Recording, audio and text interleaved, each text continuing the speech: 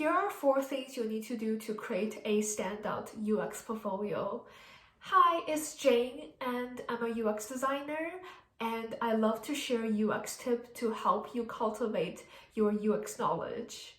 This year, I'm on a mission to try to rebuild my own portfolio and share my journey along the way through what I've learned and discovered. I summarized my process in my previous video, which I will link it below. My process consists of researching any practical tips and anything I can make my portfolio better, reflecting on my previous work and what I need to take away and write for my case studies. Number 3, which is actually the written part, where I will draft a outline of my case study.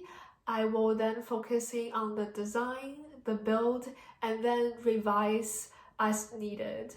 My first phase of this process, I've been gathering different resources and tips from online about how to create a great UX portfolio. Through research and my own personal experience, I found out the biggest gap between the UX that was taught in school versus the UX that we actually experience in the real world is that the UX process is never linear. So in your portfolio, instead of describing a checklist of items to check out from the discovery process to ideations to the end result, we need to make sure that we can pinpoint and highlight to our audience that we're able to adapt the generic design process to fit the unique problem that we're facing.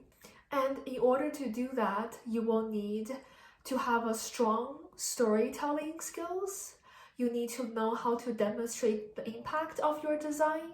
You also need to know your value.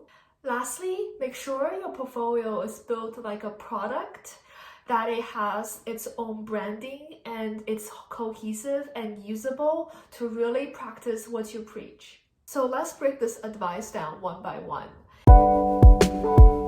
For storytelling, because each case and problems our UX designer would face are different and unique, to demonstrate our process, it's best that we use storytelling skills to really accurately describe what we've been through and how we reach the conclusion. This is because we as humans identify with storytelling methods as the whole flow is more cohesive, and it's a nice way to make sure that our descriptions are very impact driven and everything links together to create a more cohesive flow.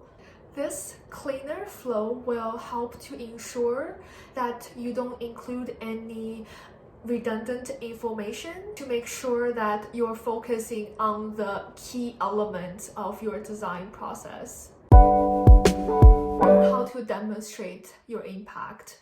This is a very tricky one because even though everyone advocates to display numeric quantitative metrics, but it can be really challenging to have that in the real life. As the designer, when possible, we should ask for those data.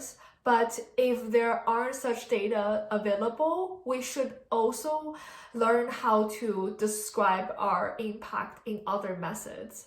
Designers should be more descriptive when it comes down to describing their qualitative metrics, such as the impact they've done to improve the overall design process.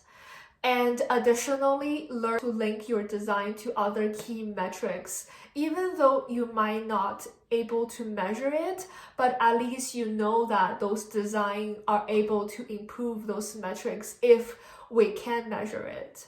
The third point is know how to highlight your value, and the difference between a good portfolio to a really great portfolio is the capability of designers to really showcase their value and their skills in their portfolio.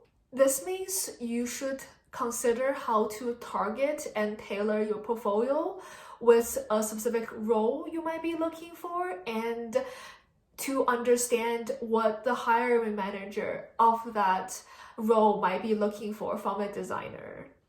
Because hiring managers are really looking for a designer who have experience that can solve the current problems and challenges the companies are facing. And the additional tips I have for everyone is to be able to build your design like a product with branding and cohesiveness so that it really shows how you think and your detail to attention as a designer. Each case study should have identifiable headings throughout to make it easy to scan for people who are too busy to read the whole thing through, which is most of the hiring managers. And your portfolio should also be accessible and responsive to really demonstrate that you know all the basics as a UX designer. I will continue to gather more portfolio tips, but in the meantime, I'll be also starting my reflecting process to identify which project I've done in the past that would make a good case study.